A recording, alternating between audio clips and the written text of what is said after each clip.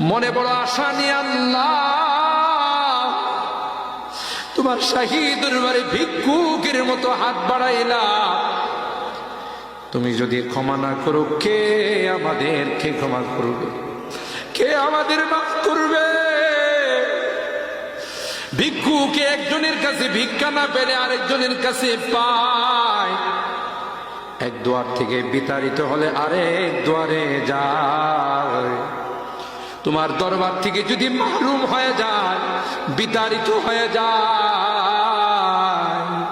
কার কাছে যাব? কে আমাদেরকে ক্ষমা করবে?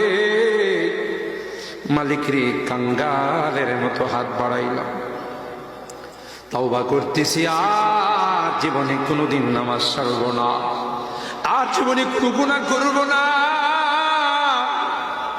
আর জীবনে কোনোদিন বেপরদায় চলব না।